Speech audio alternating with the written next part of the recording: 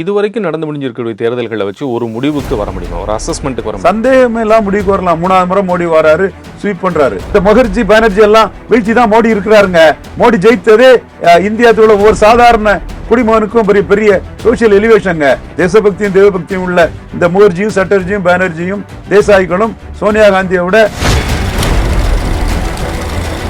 பிரிவினைவாத அரசியல் பண்ண, மக்களை பிளவுபடுத்தி அரசியல் பண்ணக்கூடிய காங்கிரஸ் மிகப்பெரிய தோல்வியை மக்கள் கொடுப்பாங்கிறதா மோடிக்கு வெர்ஷன் ஆட்டத்தை திருப்பி தாக்க ஆரம்பிச்சிட்டாரு. காங்கிரஸ் 42 தாண்டாது மக்களவை தேர்தலில். ஒற்றுமை இல்லாம இருக்கிறீங்க. காங்கிரஸ் ஆம் ஆத்மி கூட்டணி பொருந்தா கூட்டணியா டெல்லியில இருக்குது. அரவிந்த் லவ்லி சிங் காங்கிரஸ் மாநில தலைவரே போயிட்டாரு. தூரத்துல கேண்டிடேட் போயிட்டாப்ல காங்கிரஸுக்கு. இந்தூர்ல காங்கிரஸ் கேண்டிடேட் போயிட்டாப்ல. குஜராத்ல அமைப்பு பலத்தில் இருக்கக்கூடிய பாஜகவுக்கு முன்னாடி ராஜஸ்தானில் ஆரம்பித்து அதுக்கு வடக்கு இருக்கக்கூடிய இடங்களில் மகா பஞ்சாயத்து போட்டு ராஜ்புத்திரர்களும், உத்தரப்பிரதேசில் ஆரம்பித்து கீழே டவுன் வரைக்கும் ஜாட்டுகளும் மோடிக்கு எகெயின்ஸ்டாக நாங்கள் ஓட்டு போடுவோம் அப்படின்னு பிரச்சாரம் பண்ணி அவங்களுடைய பஞ்சாயத்துகளில் பேசியிருந்தது நீங்களும் பார்த்துருப்பீங்க. இது ஒரு அரித்மெட்டிக் பிரேக் ஈவன் பாயிண்ட்டாக இருக்குமா இருக்காது? இது உருவமில்லாத ஒரு பிரச்சாரம் தான். மோடி ஒரு நிர்வாகின்னு நிரூபிச்சவர், குஜராத்திலே நிரூபிச்சவர், இந்தியாவிலே நிரூபிச்சவர். இந்தியாவில் சூழ்நிலையில் நாட்டுக்கு ஒரு பலமான ஒரு லீடர் வேணும். பாஜக பலமான இடத்துல இப்பவும் பலமா தான் இருக்குது. எங்கேயும் அது பலகீனம் அடையல. உலக அளவில் இன்னைக்கு இந்தியா ஒரு பலமான பிரதமரை கொண்ட நாடா இருக்கணும்னா பிரதமர் மோடி மக்களுடைய செல்வாக்கு இழந்துட்டாரு அப்படின்னு காங்கிரஸ் கட்சியோட குற்றச்சாட்டு இருக்கு. ஒட்டுமொத்தமாக அனைத்து தரப்புடைய மக்களுடைய ஆதரவை அவர் பெற்றிருக்கிறார் அப்படின்னு சொன்னா அது ஏற்றுக்கூடாதா இருக்குங்களா? நீங்க பொறுத்திருந்து பாருங்க. 1000 ஆண்டுகளாக இந்து சமுதாயத்துல வராத ஒரு தலைவராட்டு, எந்த ஒரு தலைவரும் ஜனநாயக நாட்டில் பெறாத ஒரு இந்துக்கள் ஆதரவு பெறாத ஒரு தலைவராட்டு மிகப்பெரிய அளவு இந்துக்களின் ஆதரவு.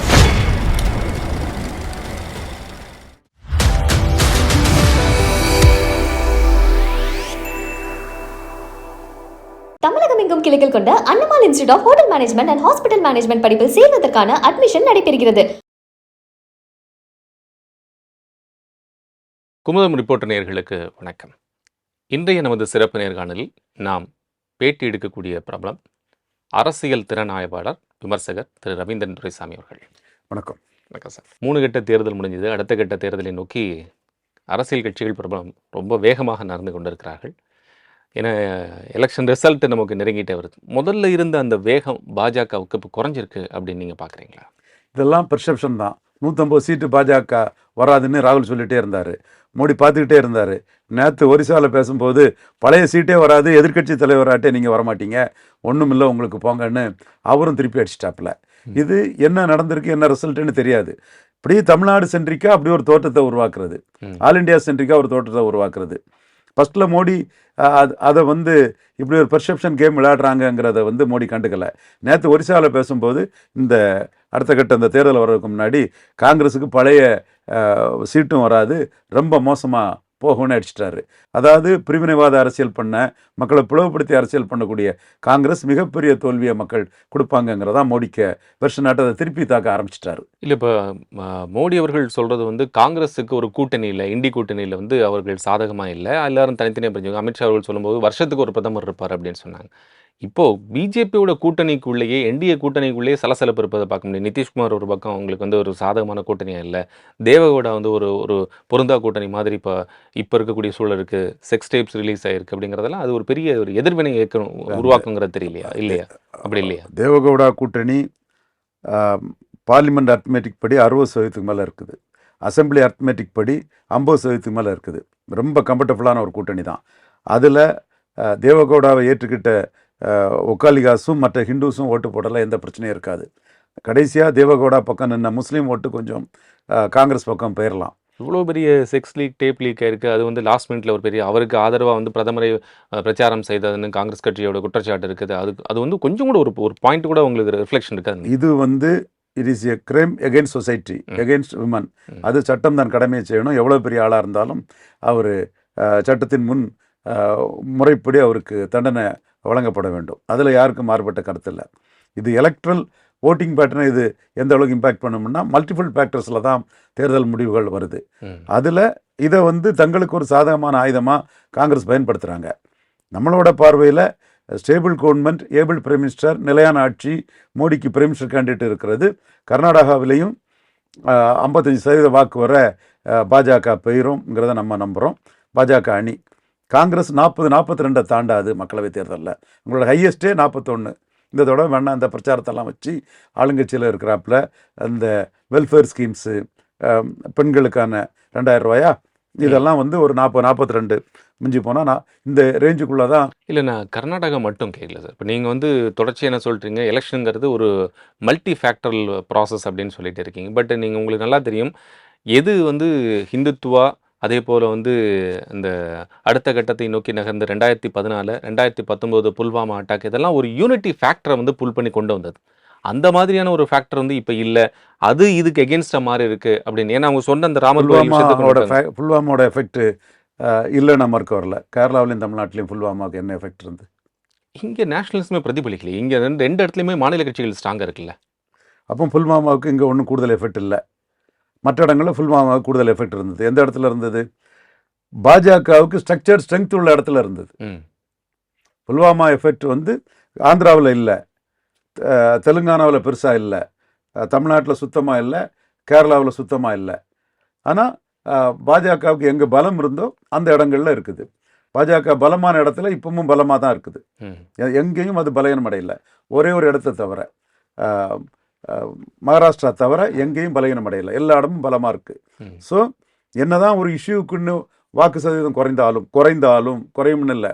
ஜேபிசி ஸ்ரீராம்ங்கிற நண்பர் வந்து ரொம்ப ஹெவியாக பாஜக ஆன் இட்ஸ் ஓன் 330 வந்துருங்கிறத தான் சொல்கிறாரு. பட் நீங்கள் ஒரு ஆர்குமெண்ட் சேக்ஸ் குறைஞ்சான்னு எடுத்துக்கிட்டாலும் கூட, தமிழ்நாட்டிலே 67ஆம் ஆண்டு காங்கிரஸ் கட்சிக்கு மக்களவையும் சட்டமன்றம் நடந்த போது இந்தி போராட்டம், விலைவாசி எதிர்ப்பு, மக்கள் தினம், எம்ஜிஆர் துப்பாக்கிச்சூடு, மக்கள் மாற்றத்தை விரும்பினது எல்லாம் சேர்ந்து 5% வாக்கு தான் குறைஞ்சது. அப்படி ஒரு இஷ்யூ பேஸ்டாக வாக்கு குறையுங்கிறது வந்து எதிர்கட்சிகள் கூட்டணி 1 to 1 ஒரு நம்பிக்கை கொடுத்தது. எல்லாமே 5% தான் குறைஞ்சது. இப்போ இஷ்யூ பேஸ்டாக மோடி பிரதமருங்கிறது சிங்கிள் ஹார்ஸ் ரேஸ் ஆட்டு 14-19 மாதிரி மோடி மட்டும்தான் இருக்கிறாரு. நலத்திட்ட உதவிகள் நிறைய பண்ணியிருக்காங்க. 370 இருக்குது. காமன் சிவில் கூட முன்னெடுக்கிறாங்க. சிஏஏ சாதனைன்னு சொல்கிறாங்க. இப்படி பல இஷ்யூஸ் இருக்கக்கூடிய பட்சத்தில் எதிர்த்தரப்பு என்ன கொடுக்குறாங்கன்னா, இடஒதுக்கீடு அபாலிஷ் பண்ணிடுவாங்க, போய் பண்ண மாட்டாங்க. 1. 2வது வந்து ஜாதிவாரி கணக்கெடுக்குங்கிறது. 2 இஷ்யூவையும் ஜாதிவாரி கணக்கெடுப்பு நடத்தாமல் ஓபிசிக்கு அவங்க இன்ஜஸ்டிஸ் பண்ணுறாங்கன்னு 2 இஷ்யூ மட்டும்தான் இவங்க வந்து 50% இடஒதுக்கீடு மிகணும்னு சொல்கிறாங்க. அது இன்னைக்கு 59% இடஒதுக்கீடு ஆக்சுவலாட்டே இருக்குது. இந்த 2 இஷ்யூவும் பாதிக்கக்கூடிய ஒரு இஷ்யூங்கிறதுனால மோடி வந்து அந்த இஷ்யூக்குள்ளே போய் அவராக பேசலை. மற்ற செகண்ட் லெவல் லீடர்ஸை வச்சு அங்கங்கே பேசிட்டு தான் இருக்காப்புல. இப்போ பீகாரில் ஜாதிவாரி கணக்கெடுப்பு பாஜக முழு ஆதரவு கொடுத்தது. கேசவ பிரசாத் மௌரியா யூபியில் ஜாதிவாரி கணக்கெடுப்புக்கு ஆதரவாக இருக்கிறாரு. மாநிலங்கள் அளவில் அதை பண்ணிக்கலாம், சர்வே எடுத்துக்கலாங்கிறது தான் பாஜக ஸ்டாண்டாக இருக்குது. அது தேசிய அளவில் அதை சொல்லாததுக்கு லூசர்ஸ் அண்ட் கெய்னர்ஸ் செயலியில் மோடி வந்து அதில் கொஞ்சம் அதுக்குள்ளே போய் பேசுகிறது ஒரு சில நஷ்டத்தை கொடுக்கலான்னு பேசாமல் இருக்கிறாரு. ஸோ இந்த 2 இஷ்யூ 50% மேலே இடஒதுக்கீடு போகணுங்கிறது இப்போவே 59 இருக்குது. அதுவும் மோடி பதில் சொல்லலை. ஜாதிவாரி கணக்கெடுப்புக்கும் பதில் சொல்லலை. கீழ்மட்டத்தில் உள்ளவங்களை வச்சு அந்த பதிலை சொல்லிட்டு இருக்கிறாப்புல. நீங்கள் ஒற்றுமை இல்லாமல் இருக்கிறீங்க. காங்கிரஸ் ஆம் ஆத்மி கூட்டணி பொருந்தா கூட்டணியாக டெல்லியில் இருக்குது. அரவிந்தர் லவ்லி சிங் காங்கிரஸ் மாநில தலைவரே போயிட்டார். 2 எலெக்ஷன் இன்சார்ஜே போயிட்டாப்புல. சூரத்தில் கேண்டிடேட் போயிட்டாப்புல காங்கிரஸுக்கு. இந்தூரில் காங்கிரஸ் கேண்டிடேட் போயிட்டாப்புல. குஜராத்தில் அமைப்பு பலத்தில் இருக்கக்கூடிய பாஜகவுக்கு முன்னாடி காங்கிரஸே தாக்கு பிடிக்க முடியல. இப்போ நீங்கள் சொன்ன உதாரணமே எடுத்து பார்த்தா கூட குஜராத்லேயே வந்து இதே ஆம் ஆத்மி தாங்கள் ஒரு மிகப்பெரிய எதிர்க்கட்சியாக இருக்கிறோம் அப்படின்னு அரவிந்த் கெஜ்ரிவாலே அங்கே இப்போ பேட்டி கொடுக்கும்போது சொல்லியிருந்தார்.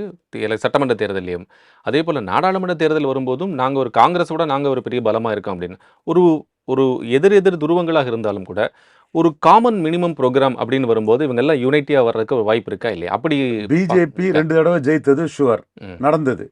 என்டிஏ கூட்டணி ஒர்க் அவுட் ஆனது ஷுவர். இப்போ இவங்களுக்கு வந்து அர்த்மெட்டிக்கும் இல்லை. கெமிஸ்ட்ரி எப்படி இருக்குங்கிறது கேள்விக்குறி. கெமிஸ்ட்ரியில் கிக்கப்ஸ் அதே கெமிஸ்ட்ரி தானே என்டிஏக்கும் வைக்கிறாங்க. இப்போ தேவகோட கூட்டணி கேள்வி வைக்கிறாங்க. நிதிஷ்குமார் பெரிய ப்ராப்ளமாக இருக்கா, அவரும் அங்கே அந்த கேள்வியை முன் வைக்கிறாங்க தானே. ஆனால் மோடி பிரதமருங்கிறதுக்கு கர்நாடகாவில் 50% வாக்குக்கு மேலே விழுந்திருக்குது. பீகாரில் 50% வாக்கு மேலே விழுந்திருக்குது. நிதிஷ்குமார் ஒரு அடிஷ்னல் ப்ளஸ் தான். சப்போஸ் நிதிஷ்குமார் வந்து ஆர்ஜேடி கூட இருப்பாருன்னா அர்த்மெட்டிக்கலி பாஜக வீக்காக இருக்கும். ம். ஏற்கனவே மோடி பிரதமருங்கிற அந்த கெமிஸ்ட்ரி வந்து ஒர்க் அவுட் ஆயிருக்கு. கர்நாடகாவிலையும் 50 தாண்டி இருக்கு, பீகார்லேயும் 50 தாண்டி இருக்கு. ஸோ அர்த்மெட்டிக்கலாக கம்ஃபர்டபுளாக இருந்துக்கிட்டு அந்த கெமிஸ்ட்ரி 50% தாண்டி ஒர்க் அவுட் பண்ணாலே போதுமே. இப்போ அர்த்மெட்டிக் இது கம்ஃபர்டபுள் பொசிஷன் வந்து 55 57 வரை இருக்குது. ஜேடியு, பிஜேபி, பஸ்வானோட 2 ஃபேக்ஷன், ஒரு ஃபேக்ஷன் தான், இன்னொருத்தரும் சப்போர்ட் பண்ணுறாரு.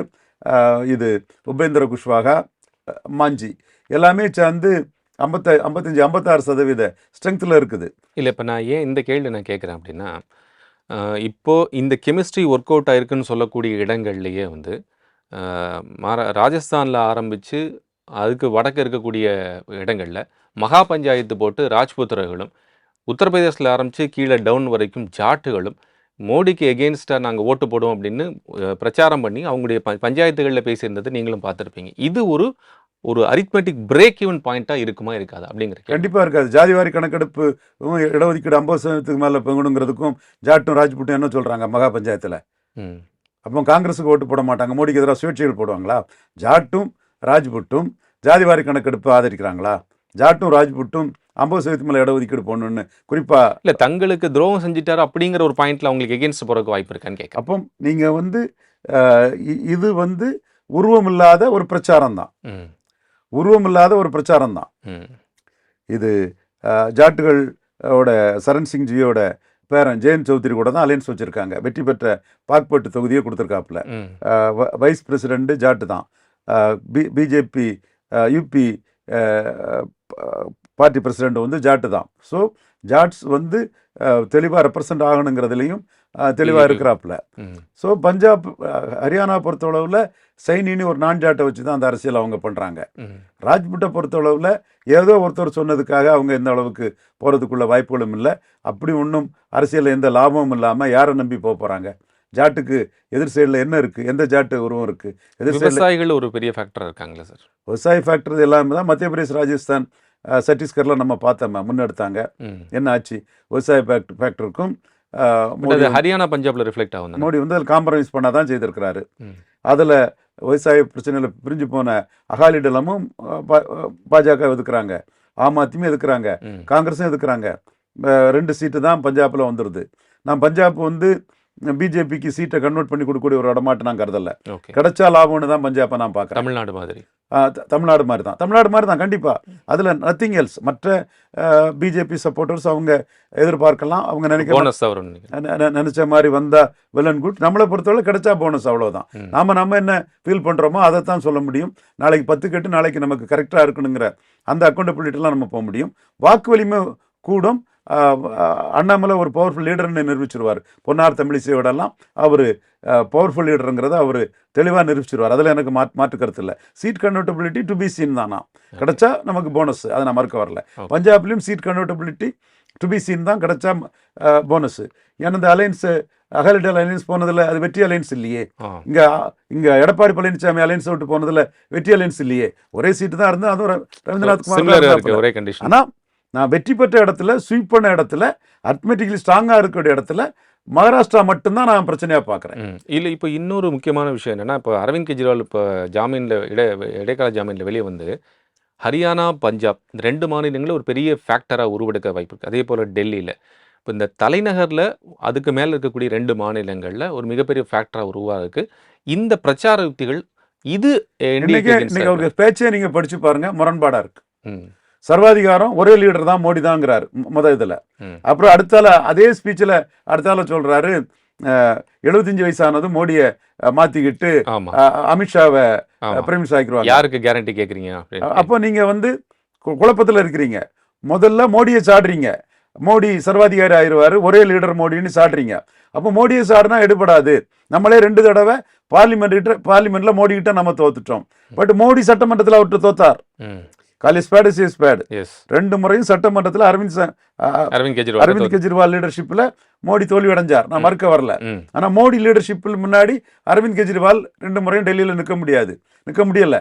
அப்போ இன்னைக்கு மக்களவைத் தேர்தல் நடக்கிறதுனால அரவிந்த் கெஜ்ரிவாலுக்கு அந்த எண்ண ஓட்டமும் தன்னை அறியாமலேயே ஒரே லீடர் மோடின்னு பேசிடுறாரு.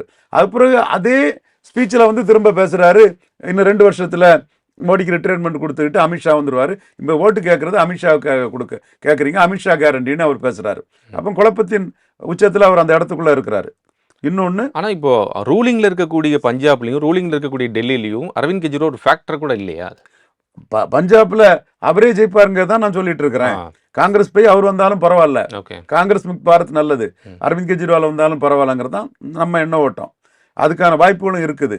காங்கிரஸ் இப்போ அதுக்கு என்ன பேர் சொல்லுவாங்க, கம்முன்னு இருப்பாங்க, வேற வழி இல்லாமல் ஆன்டி மோடிங்கிறதுல இருக்கிறாங்க. அவங்க ப்ரோ ராகுலாக இருக்க முடியல.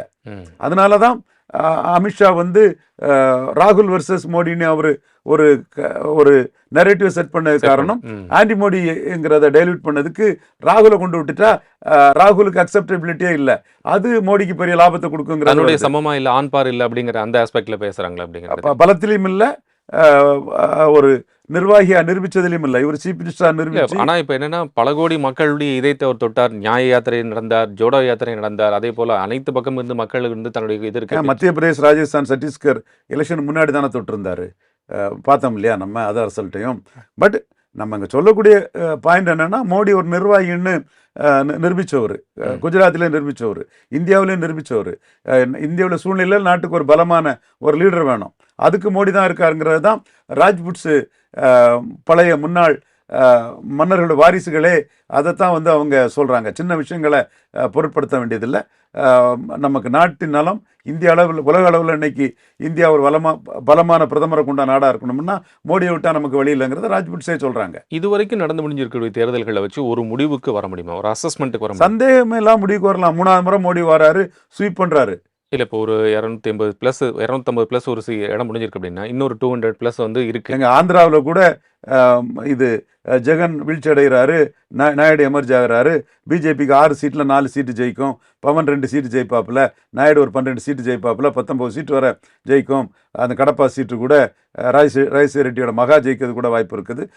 இவர் ஜெகனுக்கு 5 சீட்டு தான் வருங்கிற ஒரு தகவல் வருதுன்னா, ஒன்றுமில்லாத இடத்துல இன்னைக்கு 19 சீட்டு வருதுன்னா அது பெரிய விஷயம் இல்லையா என்டிஏக்கு? ஓகே, இப்போ 2014 வந்து 2019 அவங்களுக்கு மிகப்பெரிய சாதகம் வந்தது யூபியும் ஹிந்தி பேசக்கூடிய மாநிலங்கள். அதில் அவங்க நினச்ச ஒரு சக்ஸஸை வந்து கொண்டு வந்துட்டாங்க.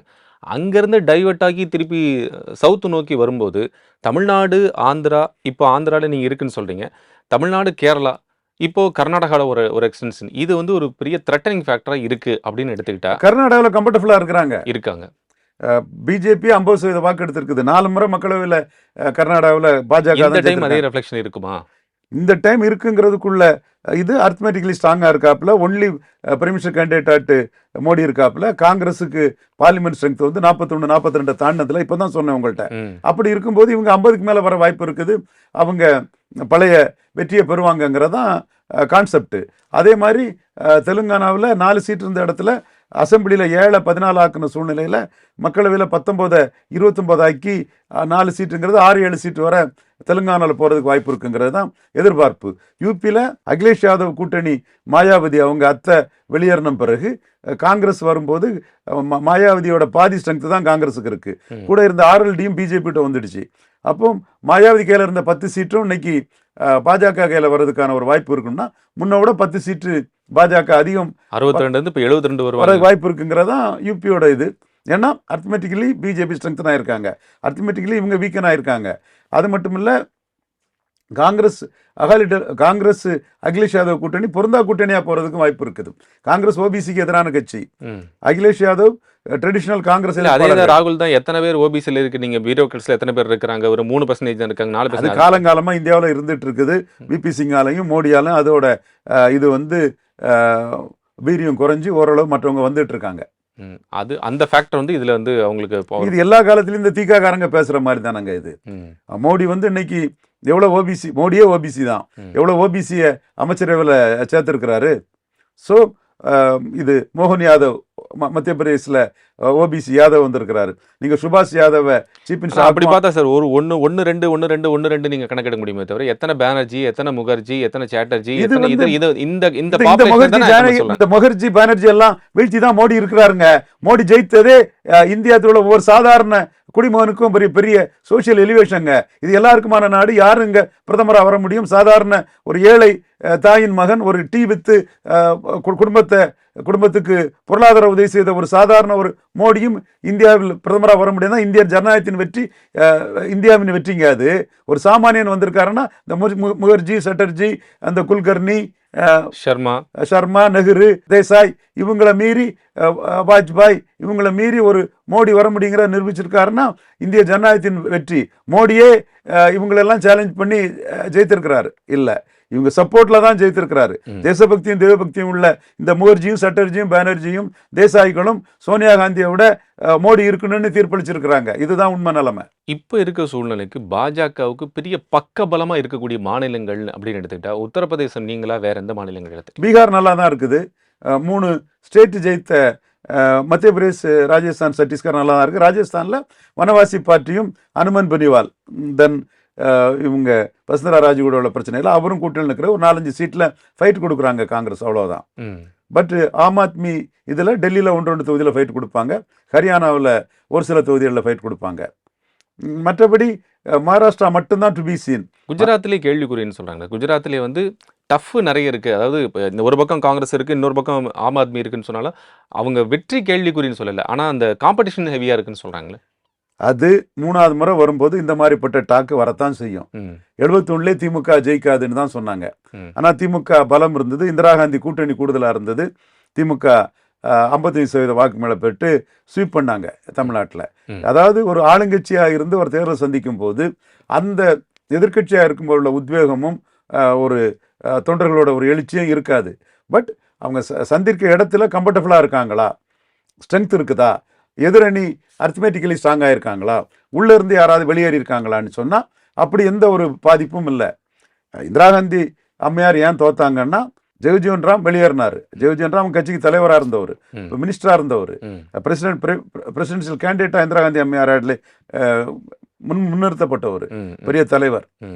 அவர் வெளியேறிக்கிறார், மத்திய அமைச்சர். சந்திரசேகர் தாக்கூர் ராஜ்புட் அவர் எமர்ஜென்சி வெளியேறிருக்காரு, அவரோட ஆதரவாளர்கள் வெளியேறியிருக்காங்க. டெல்லி இமாம் சையத் இமாம் புகாரி சஞ்சய் காந்தியோட குடும்ப கட்டுப்பாடு இதை எதிர்த்து அவர் காங்கிரஸை தோக்கடிங்கன்னு எல்லா இமாம்களும் சொல்கிறாங்க.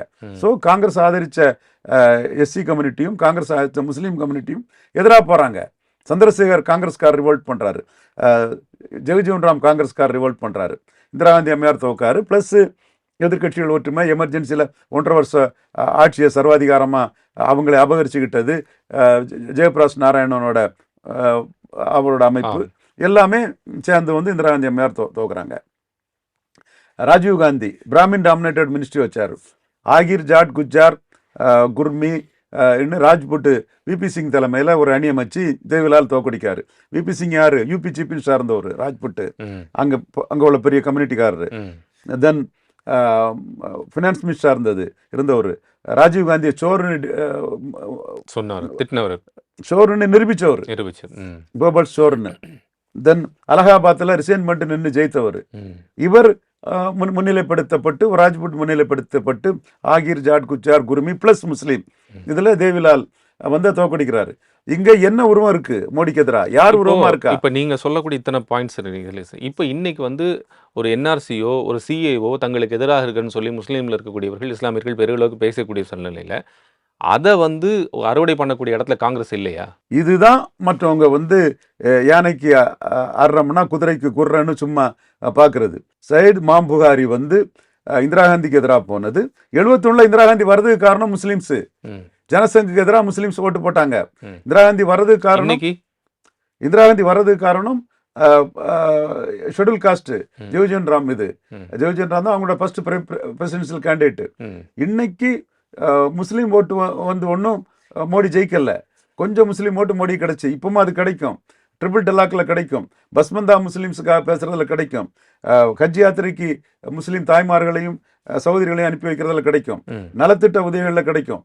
ஸோ இது வந்து மோடி கிட்ட இருக்கிற ஓட்டு இல்லை. நீங்க இந்த ஓட்டு எதிராக போகக்கூடிய பட்சத்தில் சிஏஏல இந்திய முஸ்லீம்களுக்கு ஆதரவானது, பார்சிக்கு ஆதரவானது, கிறிஸ்டின்ஸுக்கு ஆதரவானது, இந்துக்களுக்கு ஆதரவானது. நீங்கள் பெங்கால் எடுத்துட்டீங்கன்னா பெங்காலோட முஸ்லீம் ஓட்டு மம்தாவுக்கு போச்சுனாலும் கூட மற்ற ஹிந்துஸ் ஓட்டு மாற்றுவா ட்ரைபல்ஸ்னு அந்த அந்த அவங்க ஓட்டெல்லாம் பாஜகவுக்கு பெரிய அளவில் வருது. பிராமின்ஸே இந்த இடத்துக்குள்ள சட்டமன்றத்தில் மம்தாவை பார்த்துக்கலாம், பாராளுமன்றத்தில் மோடிக்கு போடணும், மோடிக்கு வாக்களிக்க வாய்ப்பு இருக்கு. ஸோ அங்கே 18, 26 ஆகிறதுக்கும் வாய்ப்பு இருக்குது. ஒரிசாவில் 8, 12 வர்றதுக்கும் வாய்ப்பு இருக்குது. தெலுங்கானாவில் 4, 6, 7 வர்றதுக்கும் வாய்ப்பு இருக்குது. ஒரே ஒரு இடம் மட்டும் நான் செக் வைக்கிறது மகாராஷ்டிரா மட்டும்தான். நான் ஓகே. இப்போ மற்ற மாநிலங்கள் ஹார்ட் கோர் ஹிந்தி ஸ்பீக்கிங் மாநிலங்கள் மோடிக்கு அவர் பிரதமருக்கு கேண்டிடேட்டுங்கிற வாட்டில் அரித்மெட்டிக் வச்சு ஸ்ட்ராங்காக இருக்குன்னு சொல்கிறீங்க. அரித்மெட்டிக்கில் ஸ்ட்ராங்காக இருக்குது. ஒரு விபி சிங் மாதிரியோ, ஒரு சந்திரசேகர் மாதிரியோ, ஒரு ஜெகஜீவன் ராம் மாதிரியோ இன்னர் பார்ட்டிக்குள்ளே எந்த பிரச்சனையும் இல்லை. இன்னர் பார்ட்டி மோடிக்கு இன்டாக்டாக இருக்குது. உடனே சொல்கிறாரா அடுத்த 5 வருஷமும் மோடி தான் பிரைம் மினிஸ்டர்னு? யார் அதுக்கு அமித்ஷா மாறுபட்ட கருத்தை சொல்கிறாங்க? அமித்ஷாவோட கருத்துக்கு யாரும் இல்லையே. அப்போ லீடர் போத பார்ட்டியாக இருக்கிறார் மோடி. ஒன்லி பிரைம் மினிஸ்டர் கேண்டிடேட்டாக களத்துக்குள்ளே நிற்கிறாரு. பட் அவங்களுடைய கட்சியை பொறுத்தளவுக்கு இந்த 75 வயசுங்கிறது வந்து நம்ம தொடர்ச்சியாக பார்த்துட்டே இருக்கக்கூடிய ஒரு விஷயம் தானே சார். அது கூட கட்சி விஷயம்னு சொல்லி வச்சா கூட இந்த ஃபேக்டரை வந்து காங்கிரஸ் கொண்டு போகிறதுக்கான ஒரு வாய்ப்பு இருக்கா? அதுதான் நான் கேட்க வரேன். எங்க பதவியில் அரசு பதவியில் இருக்கவங்கலாம் பதவி ராஜினாமா பண்ணி கட்சி பணிக்கு வரணுங்கிறது நேருக்கு பொருந்துச்சா? பொருந்தல்ல. நெருக்கு பொருந்தல்ல. அப்போ மோடிக்கு மட்டும் என்ன, நெஹ்ருக்கு மட்டும் என்ன 1000 தலை 1000 கை 1000 காலா ஆண்பார் கட்சிங்கிறது ஒரு கேள்வி வருது. இஸ் லீடர் போத பார்ட்டி மோடி. நெஹ்ருவையும் தாண்டி சாதிச்சிருவாரு. நெஹ்ருக்கு காங்கிரஸ்காரங்க கொடுத்த விதிவிலக்கு ஏன் பாஜகக்காரங்க மோடி கொடுக்கக்கூடாது? கட்சிக்காரன் அரசு பதவியில் இருக்குமே கட்சி பணிக்கு போனோம், நெஹ்ரு ஏன் போகல? அப்போ நெஹ்ருக்கு விதிவிலக்கு கொடுக்குறாங்கல்ல அந்த கட்சி. அப்போ மோடி விதிகளுக்கு விலக்கான அவர் தான். மோடி வந்து லீடர் போத பார்ட்டி தான். அப்படி இருக்கும்போது நிச்சயமா வந்து மோடி வந்து லைஃப் டைம் பிரைம் மினிஸ்டர் லெவலில் தான் பிஜேபிக்கு நிலைப்பாடு இருக்கும். அது மக்கள் மத்தியாலும் ஏற்றுக்கொள்ளக்கூடியத்தக்கதாக இருக்கும். இப்போ நீங்கள் வந்து வடக்க சொன்னீங்க, உத்தரப்பிரதேசம் சரி, உத்தராகண்டில் இன்னும் ஒரு வாரணாசி நிற்கிற தொகுதி, பஞ்சாப் ஹரியானாலே வந்து அவங்களுக்கு ஃபேவரிசம். பஞ்சாப் விட்டு ஹரியானாவில் 1-2 தொகுதிகள் இப்படி. அதே போல் குஜராத்தில் இருக்குது. ஆனால் வடகிழக்குன்னு சொல்லி போகும்போது அவர்களுக்கான சாதக நிலைப்பாடு எப்படி இருக்குன்னு பார்க்குறீங்க? வடகிழக்கில் வந்து Hemant Biswa Sarma very powerful leader, very powerful organiser. அசாமில் மட்டும்தானே சார்? அசாமை தாண்டி அவர் மற்ற மணிப்பூர்ல ஒரு பெரிய ஃபேக்டர் இருக்கு. மணிப்பூர் சீட்டு ஒரு சீட்டு போயிடும். அந்த ஒரு சீட்டு ஒன்றும் பெரிய வரும். நீங்க அதுக்குள்ள நான் பேச விரும்பல. அந்த நிகழ்வு துன்பியல் நிகழ்வு நம்ம அது வேதனைக்குரியது. பொலிட்டிக்கல் ஃபாலோ அவுட் வந்து அது பிஜேபிக்கு ஒன்றும் நஷ்டத்தை கொடுக்காதுங்கிறது ரிசல்ட்டில் எல்லாரும் தெரிஞ்சுக்குவீங்க. சரி, மற்ற அந்த சின்ன சின்ன மாநிலங்கள் எடுத்து பார்க்கும்போது அது ஒரு திரிபுரா, மேகாலயா இந்த இடங்கள்லாம் பிஜேபிக்கு ஒரு பெரிய சப்போர்ட் இருக்குன்னு நினைக்கிறீங்க? 25 சீட்டில் 22 சீட்டு வந்துடும். மணிப்பூர் நீங்களா? மணிப்பூரையும் சேர்த்து தான் சொல்கிறேன். அந்த குறையிற சீட்டுக்குள்ளே மணிப்பூர் இருக்கு. ஓகே. இப்போ இந்த தென் மாநிலங்களோட சப்போர்ட்டே இல்லாமல் பாஜக வந்து ஆட்சி பிடிக்கும் அப்படிங்கிற ஒரு நிலையை எடுத்துக்கலாமா? ஏன்னா இப்போ சொல்லக்கூடிய ஒரு தென் மாநிலத்திலும் பிஜேபி தான் நம்பர் 1 பார்ட்டி. 2019 அதிக சீட்டு எடுத்த கட்சி பிஜேபி. அதுதான், அதனால தான் கேட்டேன். இது அதிக சீட்டு எடுத்த கட்சி பிஜேபி தான். கர்நாடகாவில் உள்ள வெற்றியாலையும் தெலுங்கானாவில் உள்ள சீட்டாலையும் அது வந்தது.